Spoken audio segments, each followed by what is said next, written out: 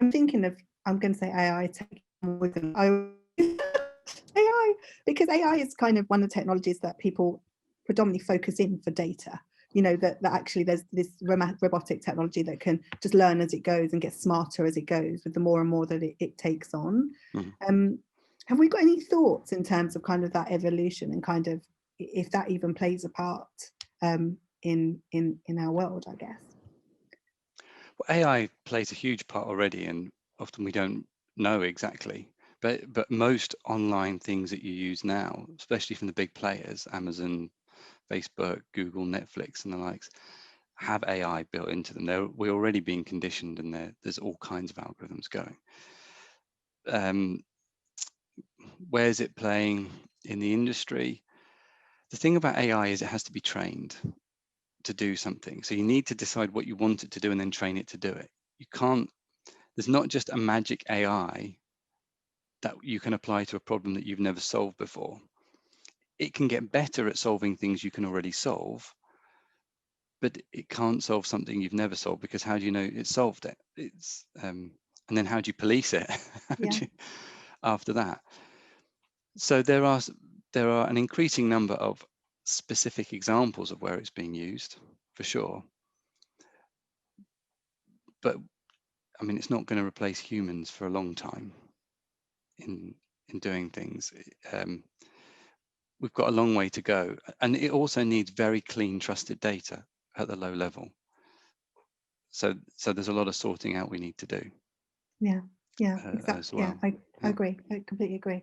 And do you think has the way that we use data, has it evolved over the years, or do you think it's kind of we're just getting smarter and wiser with it? Good question. There's more of it.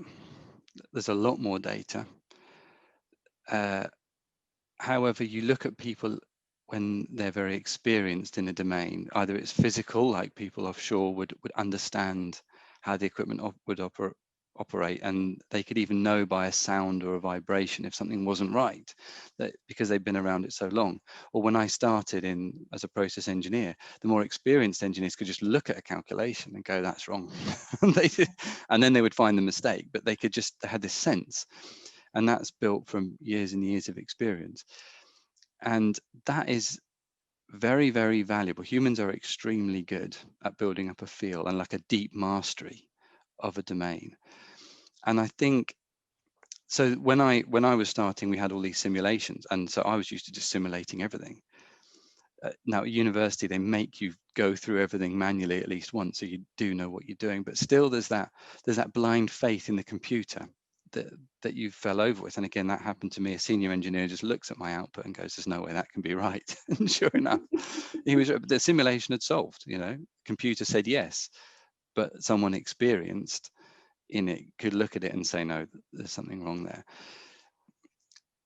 So I think there's no shortcut for becoming familiar with your domain.